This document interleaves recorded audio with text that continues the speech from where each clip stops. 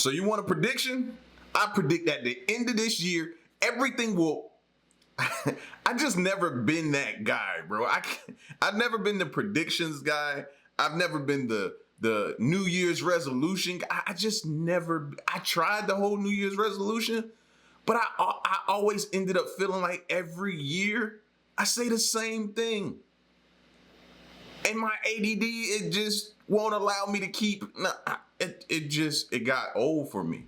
You know what I'm saying? So I just never been that guy, man, to make the whole predictions, either for years down the line, you could say.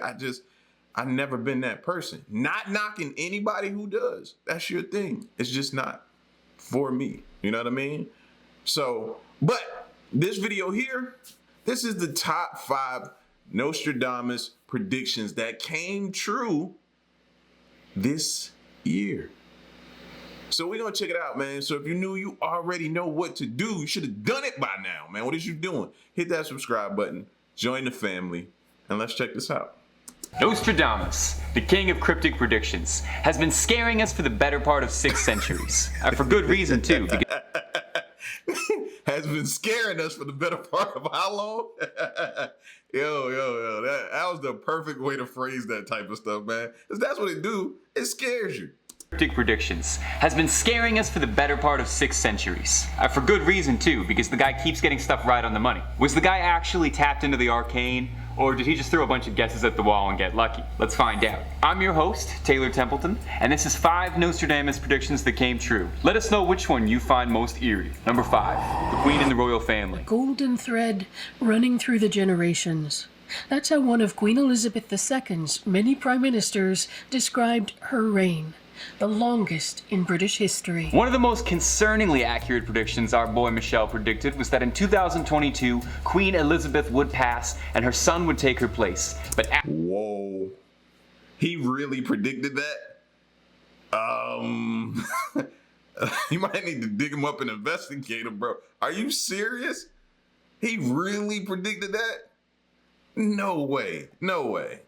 That in 2022, Queen Elizabeth would pass and her son would take her place, but abdicate his position. In his original writings in 1555, Nostradamus wrote, "At the end of the war, the great powers change. Near the shore, 3 beautiful children are born, ruin to the people when they are of age, to change the country's kingdom and see it grow no more. The children are Queen Elizabeth II and Prince Philip's grandchildren, Prince William, Henry, and Princess Beatrice. The conflict could refer to the 1982 Malvinas War between the UK. Princess Diana gave birth to William 7 days after the war ended. Could Nostradamus be claiming that the end of Queen Elizabeth could be the end of the monarchy? Well, another writing of his adds to that. Check this out. See, now, hearing that makes me think that, see, this is why stuff like this can't get out. Because somebody will act upon it. Not saying they did, but people will hear that type of stuff and they'll act on it just to make it so it comes true. So this whole big thing could come out that Nostradamus was right, he predicted it, but somebody read that and actually performed. You know what I mean? So I wonder if they are really investigating. If not before, they need to make sure they thoroughly investigate everybody around that she came in contact with, different things like that, because I would hate for something like that to be true, that somebody did just because they heard that. You know what I mean? That's insane that he predicted that, though, if that's true. Elizabeth could be the end of the monarchy? Well, another writing of his adds to that. Check this out. Because they disapproved of his divorce, a man who later they considered unworthy, the people will force out the king of the islands, and a man will replace him who never expected to be king. Now, if you're like me and you struggle a bit to decipher centuries-old riddles, there are experts like Mario Reading, a British author, to do it for us. Reading explains the thinking, writing that after the Queen's death, Prince Charles will be crowned and become king of the islands. That part's already happened. However, a certain proportion of the British population, following his divorce from Diana, still persists that the pressure on him is so great and his age so much against him that Charles will agree to abdicate in favor of his elder son, Prince William. So it sounds like before he was even born, Nostradamus could sense that no one wanted King Charles. That obvious, huh? And hey, Here's a prediction from me. By the end of this video, you'll subscribe to Top 5 Scary for scary videos every day and the best host in the game.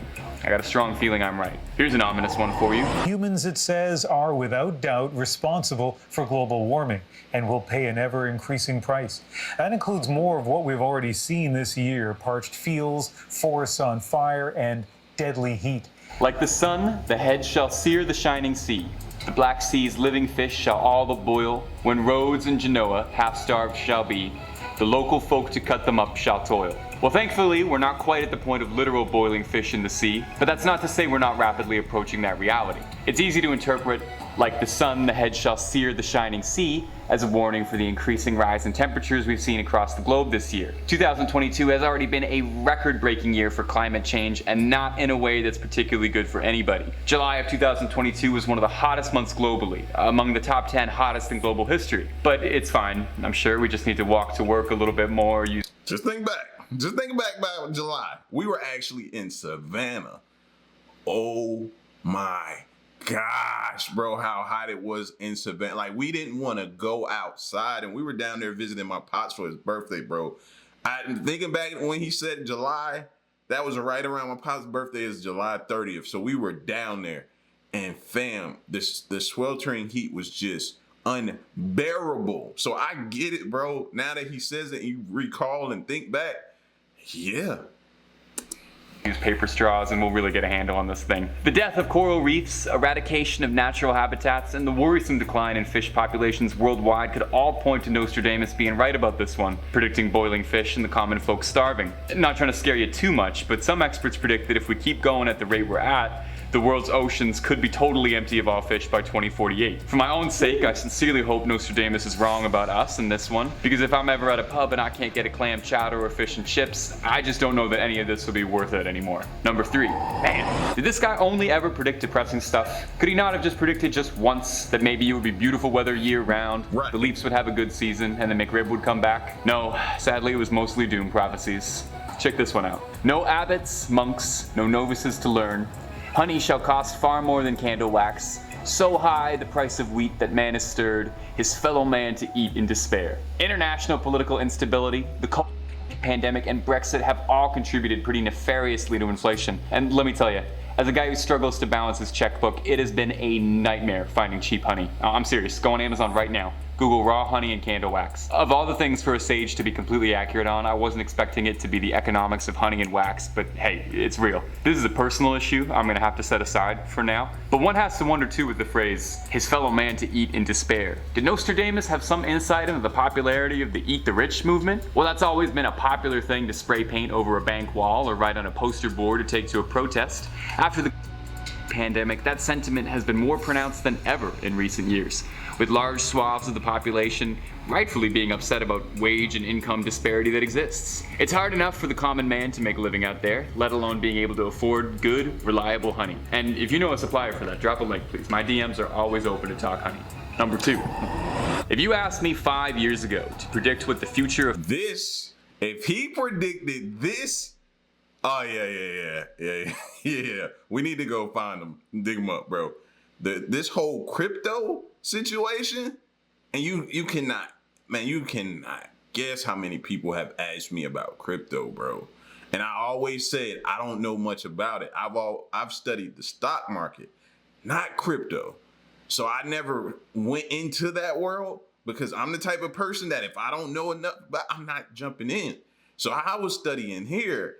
And people were seeing that I was studying there and learning that, they were asking me about crypto. And I was like, I don't know about it, bro. I heard it's not regulated and I have no idea. So if he predicted this thing, insane. finances would look like, I don't think I ever would have guessed the rise of NFTs or cryptocurrency. I mean, I don't think anyone could have estimated that we'd ever have an economy based around trading pictures of bored apes wearing sailor hats. Well, except of course Nostradamus could have predicted it, because he predicts everything. Could the French seer have predicted cryptocurrency? Take a quick listen to this. The copies of gold and silver inflated, which after the theft were thrown into the lake, at the discovery that all is exhausted and dissipated by the debt, all scripts and bonds will be wiped out. Recently, gold has been surging, and a whole wave and movement was born around moving towards cryptocurrency, especially Bitcoin, as a new infallible gold standard. Waves of Silicon Valley engineers and executives have left their high-level positions to pursue cryptocurrency startups, and the push to try and decentralize currency and move towards cryptocurrency has been very real in recent years and growing. And a lot of people are losing they're losing their shirts in this crypto stuff right now, bro. You see the athletes that put their entire paychecks in crypto. You see the people that were scamming people, and it's been a nightmare. And I feel so bad for the people that went in there because you heard somebody else and didn't do your own research, and you jumped into something blind and you emptied out your 401ks and you just went out there YOLO in it. I feel so bad for them, bro. You know what I mean? Sad. More and more. Could we really move away from physical cash altogether? Especially after the pandemic, we've seen more and more businesses and operations move towards cashless transactions altogether, moving towards all of our money being stored digitally, which stresses me out a lot because I have a hard time enough managing money when it's in front of me, let alone when it's imaginary. Maybe it's a lot to ask that Nostradamus could have predicted so much the idea of digital currency, but there's a lot to think about as ideas of a new form of currency taking shape. I've got to say though, if he really was as much of a prophet as they say he was, he would have invested in Bitcoin early, started seeing those real profits. Number 1. Keeping on his predictions about the technology of the future. Could Nostradamus have predicted the rise of AI and the looming threat of a technological takeover? Honestly, more likely than you think. Feast your ear holes on this little stanza. The moon in the full of night over the high mountain. The new sage with a lone brain sees it. By his disciples invited to be immortal. Eyes to the south.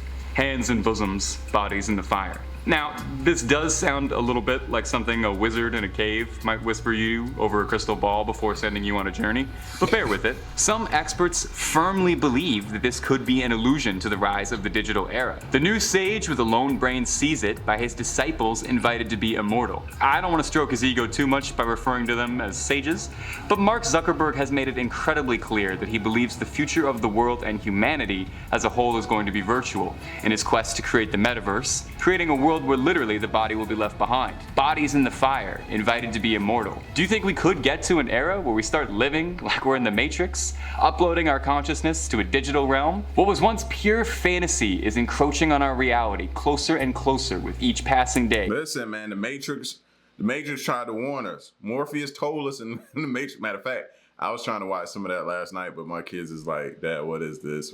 What is this old behind movie, man? They don't get it, so I got to get it alone and be able to watch it. But the Matrix tried to tell us Demolition Man with Wesley Snipes and Sylvester Stallone was giving us a heads up into certain things that could have been coming. Like, they've been warning us. And I honestly think it'll be sooner than we're expecting before we're all living in that digital world. That's all from me, my little ghouls and goblins. Thanks so much for watching, and we'll see you next time. Wow, I was unaware of those predictions from Nostradamus, man. That's insane to even think of, man. And now it kind of makes me want to go see what other predictions he got, but I don't want to know. I'm that person. I just rather not know. You know what I mean? But y'all get me in the comment section, bro, and let me know what you thought of this one. Were you aware of this stuff? It's your boy L. Till next one, I'm gone. Peace.